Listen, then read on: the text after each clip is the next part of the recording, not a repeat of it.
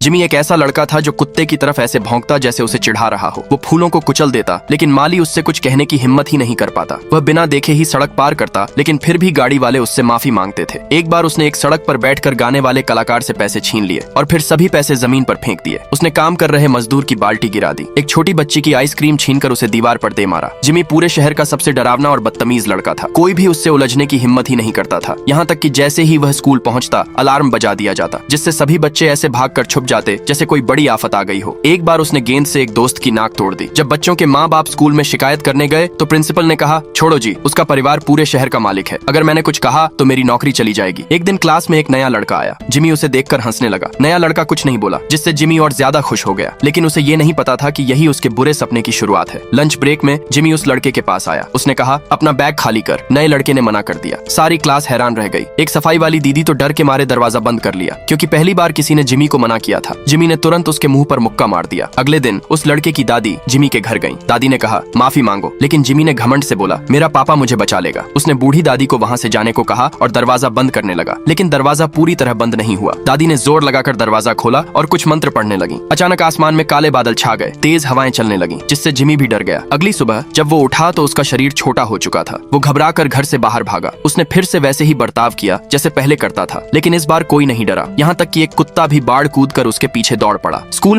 I love you, but I love my bed. में जिन बच्चों को वह डराता था, वे अब उसके चारों ओर इकट्ठा हो गए। सब उसे सबक सिखाने के लिए तैयार थे। तभी वो नया लड़का आया और उसने सभी को रोक दिया। जिमी उसका पीछा करते करते उसके घर तक गया, फिर घुटनों पर गिरकर माफी मांगने लगा। उसने वादा किया कि अब अच्छा बनकर दिखाएगा। लड़के की इजाजत से उसकी दादी ने फिर से मंत्र पढ़ा। उन्होंने कहा कि अगली सुबह सब कुछ ठीक हो जाएगा। जिमी बार बार दादी का शुक्रिया अदा करने लगा, लेकिन दादी ने केवल एक हल्की सी मुस्कान दी। अगली सुबह वो फिर से अपने वास्तविक शरीर में आ गया। क्या आपने भी ऐसा लड़का देखा है?